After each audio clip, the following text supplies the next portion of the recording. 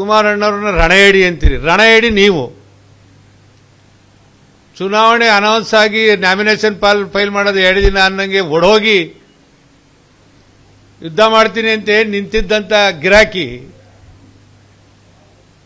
ಒಡೋಗಿ ವಿರೋಧಿಗಳ ಜೊತೆ ಸೇರ್ಕೊಂಡು ಅರ್ಜಿ ಹಾಕ್ತಂತವ್ರು ನೀವ ರಣಯಡಿ, ಕುಮಾರಣ್ಣನ ರಣಯಡಿ.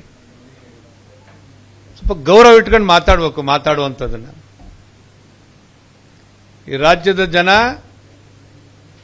ದೇವೇಗೌಡರು ಒಬ್ಬ ರೈತ ನಾಯಕ, ನಮ್ಮ ಕಷ್ಟಕ್ಕೆ ನಮ್ಮ ಹೋರಾಟಕ್ಕೆ ಅವ್ರು ಬಿಟ್ಟರೆ ಇಲ್ಲ ಅಂತಕ್ಕಂಥದ್ದನ್ನ ಒಪ್ಕೊಂಡಿರ್ತಕ್ಕಂಥ ಇತಿಹಾಸ ನಮ್ಮ ಕಣ್ಮುಂದಿದೆ. ಅದನ್ನು ಬಿಟ್ಟು ಯಾವುದೋ ಗಾದಿ ಹೇಳ್ತಾರಲ್ಲ, ಅಮ್ಮಾಡ್ ಬೊಂಬ್ ಕೆಟ್ಟ ನಮ್ಮೂರಲ್ಲ ಸುಮ್ಮನೆ ಕೆಟ್ಟ ಅಂತ. ಹಂಗೆ ಇತಿಹಾಸ ಇದೆ. ಯಾವುದು ಜನರ ತೀರ್ಮಾನದ ಮುಂದೆ ಯಾರೂ ಲೀಡರ್ ಆಗೋಕ್ಕಾಗೋದಿಲ್ಲ. ಅಭಿವೃದ್ಧಿ ಕೆಲಸಗಳನ್ನ ನಾವು ಚನ್ನಪಟ್ಟಣ ತಾಲೂಕಿನಲ್ಲಿ ನಾವೆಲ್ಲ ಇಲ್ಲಿ ಕೂತಿದ್ವಿ ಮುಖಂಡರುಗಳು, ಏನು ಅಭಿವೃದ್ಧಿ ಮಾಡಿದ್ದಾರೆ ಅಂತಕ್ಕಂಥದ್ದನ್ನ ಆ ಊರಿನ ಬೀದಿ ಹೇಳುತ್ತೆ.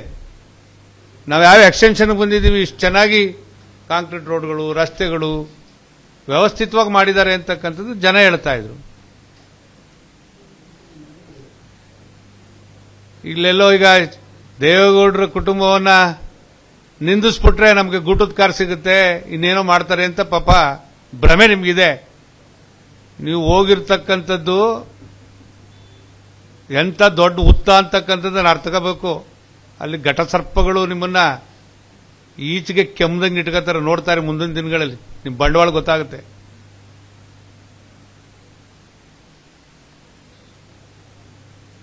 ಈ ದುರಂಕಾರದ ಮಾತುಗಳನ್ನು ಬಿಟ್ಟು ದೇವೇಗೌಡರು ಇಗ್ಲೂರು ಪ್ರಾಜೆಕ್ಟ್ನ ಕಟ್ತೇ ಇದ್ದಿದ್ರೆ ಚನ್ನಪಟ್ಟಣಕ್ಕೆ ಯಾವುದೋ ಒಂದು ಸೀಸನಲ್ಲಿ ನೀರು ಹರಿತದೆ ಹೊಳೆನಲ್ಲಿ, ಆ ನೀರು ನಿಲ್ಲಿಸಿದ್ರೆ ನಮ್ಮ ರೈತರಿಗೆ ಅನುಕೂಲ ಆಗೋನು ದೂರದೃಷ್ಟಿ ಇಟ್ಕೊಂಡು ಕಟ್ಟಿದ್ರು.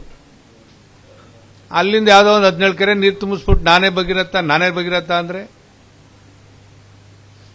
540 ಕೋಟಿ ಮಂಜೂರು ಮಾಡಿ, ನಾನು ಕ್ಯಾಬಿನೆಟ್ ಮಂತ್ರಿ ಆಗಿದ್ದೆ ಕುಮಾರಣ್ಣವರು, ಸತ್ತೇಗಾಲದಿಂದ ಕಾವೇರಿ ಹೊಳೆಯಿಂದ ರಾಮನಗರ ಜಿಲ್ಲೆಗೆ ಚನ್ನಪಟ್ಟಣ ಸೇರಿದಾಗ ಎಲ್ಲೆಲ್ಲಿಗೆ ಇವತ್ತು ನೀರು ತಂದು ಕೊಟ್ಟಿದ್ದಾರೆ ಅಂತಕ್ಕಂಥದ್ದನ್ನು ಅರ್ಥ ಮಾಡ್ಕೋಬೇಕು.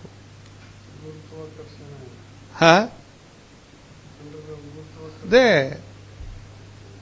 106 ಕೋಟಿ ಚನ್ನಪಟ್ಟಣ ರಾಮನಗರ ಯುಜಿಡಿಗಳಿಗೆ, ಮಾಗಡಿಗೆ ನೀರು ತುಂಬಿಸುವಂತ ಕಾರ್ಯಕ್ರಮ ಹೊಸದಾಗಿ ರಾಮನಗರ ಜಿಲ್ಲೆ ಮಾಡಿ ಆ ಕಟ್ಟಡಗಳು ಹೇಳ್ತೇವಲ್ರಿ ಕುಮಾರಣ್ಣವ್ರ ರೇವಣ್ಣರ ಹೆಸರನ್ನ ನೀವ್ ಹೇಳ್ಬೇಕಾ ಯೋಗೀಶ್ವರ ಅವರೇ?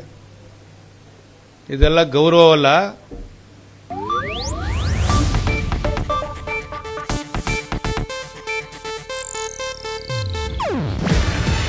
ಇದು ಏಷ್ಯಾನೆಟ್ ನ್ಯೂಸ್ ನೆಟ್ವರ್ಕ್ ಪ್ರಸ್ತುತಿ.